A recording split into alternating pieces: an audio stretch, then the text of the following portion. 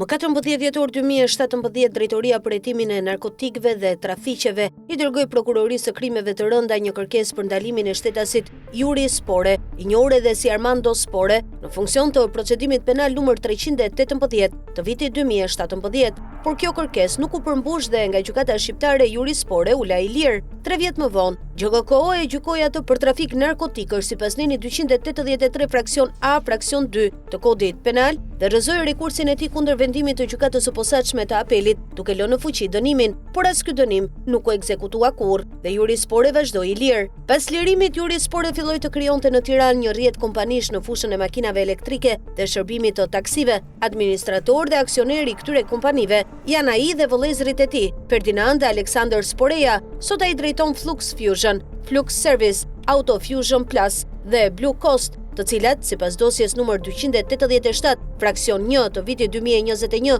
të prokurorisë së posaçme, shërbejnë për pastrimin e parave të përfituara nga trafiku ndërkombëtar i kokainës.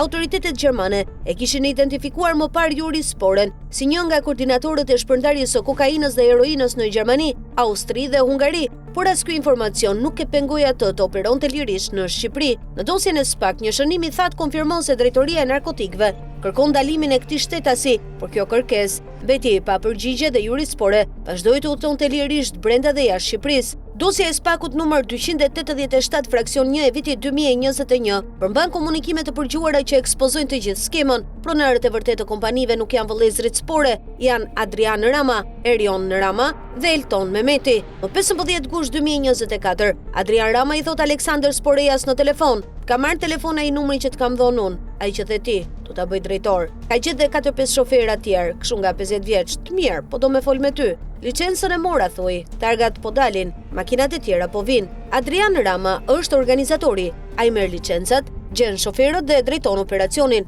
Alexander Sporeja është vetëm një emër në letra, zbatuesi porosive të pozëve të kokainës. Më 6 dhjetor 2024, Adrian Rama i quan veten ortak i Armandos tek taksit. Në një bisedë tjetër, Elton Mehmeti përdor shprehjen vetëm ne kur flet për kompaninë, duke treguar qartë se e konsideron veten pronar. Erion Rama komunikon vazhdimisht me Alexander Sporen për çështje të pritshme.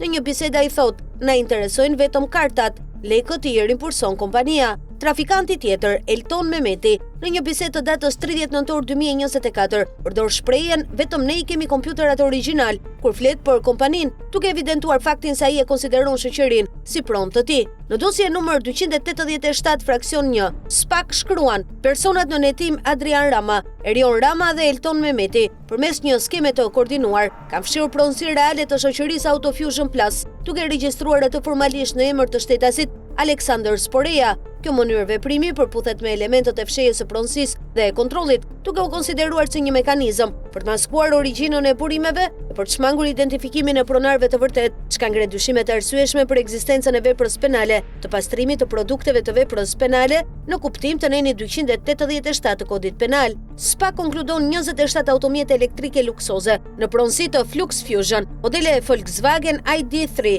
ID4, ID6, Cross Pro, Audi Q4 e-tron, Zeekr 7X, Ion Y+, me vlerë totale rreth 82 milion lek apo 800.000 euro, por më 7 prill 2026, pak para se SPAK të vendoste sekuestron, Alexander Sporeja i shiti 100% aksioneve të kompanisë, shtetasit Shkëlqim Lagashi për vetëm 150.000 euro, duke përfshirë edhe 27 mjete taksi. SPAK konstaton se, nisur nga vlera e shitjes së kuotës dhe bazuar në vlerën e aseteve të shoqërisë, arsyeshëm konkludohet mbi faktin se shitja e shoqërisë është fiktive dhe se dikush e kishte informuar Alexander Sporen për sekuestron e afërt. Dosja e SPAK zbulon gjithashtu se midis 20 nëntorit 2024 dhe 6 janarit 2025, Erion Rama i dha hua Juri Spores jo më pak se 250.000 euro pa afat dhe pa interes. Deri në këtë fazë të hetimeve nuk ka të dhëna për kthimin e UAS nga ana e Juri Spores. SPAK konstaton se këto transaksione financiare dhe veprime juridike janë përdorur për të fshehur origjinën e fondeve dhe për të legjitimuar produkte të veprës penale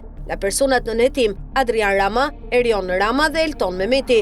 Por fjalët mbeten në letër, sekuestroja u vendos, por arrestimet nuk erdhën. Juri Spore vazhdon i lirë, Adrian Rama, Erion Rama dhe Elton Mehmeti vazhdojnë të lirë. Flux Taxi dhe Blue Coast Taxi vazhdojnë të operojnë, makinat elektrike vazhdojnë të qarkullojnë dhe paratë e drogës vazhdojnë të pastrohen. Pse Juri Spore nuk u arrestua në vitin 2017, kur prokuroria e krimeve të rënda kërkoi ndalimin e tij?